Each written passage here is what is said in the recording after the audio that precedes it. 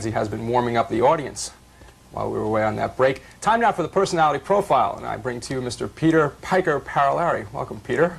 Thank you. And are you more nervous now or when you're behind the starting gate? Now. Peter's definitely more nervous now.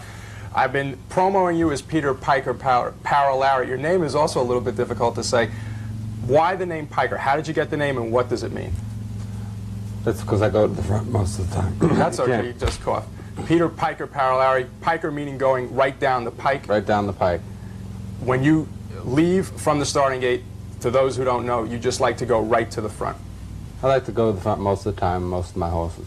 I'm comfortable, they're comfortable. Now that's an aggressive way of driving. Have you always driven like that? Mostly.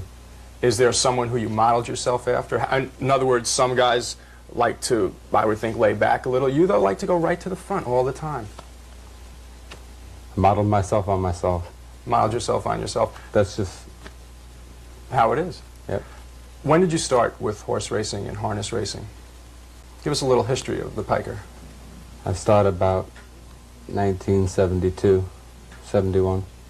I've been driving for 8 years. And you were basically... I've always went to the front, right from the start. Even when you were young, even when you were starting? My first qualifying drive, I was over the half in a minute. Did that give you a thrill? I mean, was there a reason why you wanted to go right to the front? No, I like it. Because you're basically a soft-spoken person in private, but on the racetrack you become very aggressive. Two different people. Are there any races that stick out in your mind as when you went right to the front and you just look back and you said, this is a great ride, there's just no problem here? No. No. They're all the same, right to the front. Well, let's stop talking about right to the front and show the people a race that you had from this past Friday. It was race number 5. It was Friday, May 29th. You were driving Bats Cicero Nushka. Very interesting name, Bats Cicero Nushka. What kind of name is that? I bought her with that name, I don't know. You have no idea. Out of post position 3, what were you thinking about before this race, setting up the race for us? Well, I was hoping to go to the front with her. She's a green filly, but she's never been there before. And I was hoping to get there, which she did, and she held it all the way. Now that brings up an interesting point before we look at the tape. You like to go to the front all the time. I wouldn't think, though, that some horses can go to the front all the time. No, some of them can't. But you'll try to take them anyway? I believe most of them can. If, depends upon how you get them out of there, how the driver gets them out of the gate. For those who don't know, is it easier to go to the front from the 1 position, or the 3 position, or the 8 position? It doesn't make any difference. I like to be in the middle, 4 or 5. That's the best spot. So would you say that this race where you had post position 3 was kind of the place that you like to be in? Yes. Okay, so let's now take a look at this race. It's Friday, May 29th, race number 5.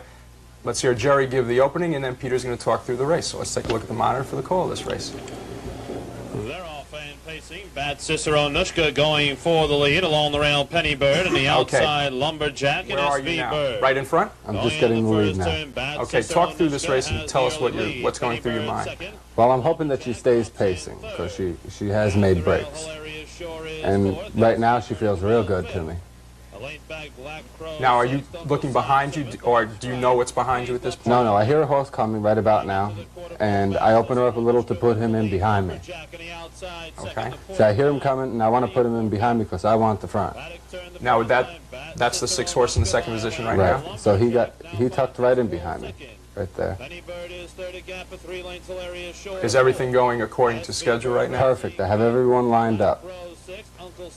Is that a game plan beforehand to get the front and just have those horses behind you? So Sure. Well, my idea is to get everyone seated this way, then out of my way.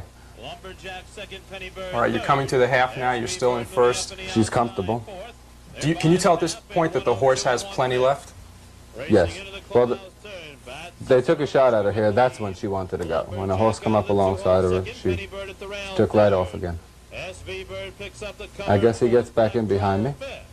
At the rail, Hilarious Shore 6, Uncle Sight 7. I think that's Billy Fitzgerald. That's Bill Fitzgerald. Now you have a gap on the other horses, so it's just basically a 2-horse race at this point. Now, are you feeling your horse now? Do you feel that she has what it takes to win at this point? Right now, I give her a shot with the whip. I think one touch, and she responded well, and I thought I was winning right here. Okay, you were a winner, and let's hear Jerry Glantz tell everybody that you were a winner. SV Bird fourth, Uncle Sight fifth. They've got an eighth of a mile to pace now. They turn for home. Bad Sister Onushka with the lead. On the outside, Lumberjack is second. That's Bat Cicero Nushka with the lead. Lumberjack on the outside. Bat Cicero Nushka in front. Now, did you have to hit the horse at all coming down the stretch? No.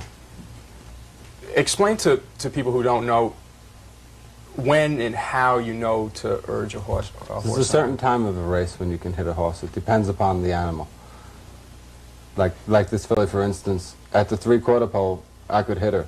But maybe when she got tired in the stretch, I couldn't hit her because she may sulk and stop.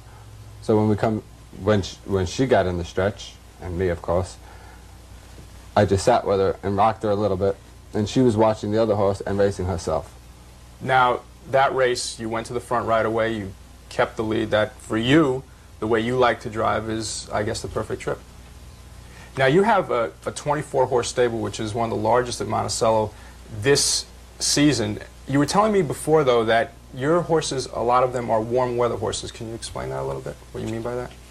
Well, they're claimers, older claimers, and they have arthritis. They seem to like the warmer weather. And most of them were at Freehold in New Jersey, and you said it's a little warmer down there earlier in the season. Well, I was doing real good the last month of Freehold, and then I started off real good here. Monticello first week and a half. You were hot. Then they tailed off. It was kind of cold that night for them. Now as the summer comes on, they'll do well. I'll do well. You've said previously that you enjoyed coming to Monticello, that it was a good change of pace for you. Is your progress the way you expected it to be at this point? Yes. You have, I believe, 6 or 7 wins on the season. Do you think maybe you have more at this point, or have your horses Well, been I would responding? like to have had more. Everybody would like to have more. I should have had more. But I believe by the end of the meet, I'll have a lot of wins. Is there any type of goals that you've set before the meet that you want to try to reach? No. No. The nickname Piker, people call you that all the time.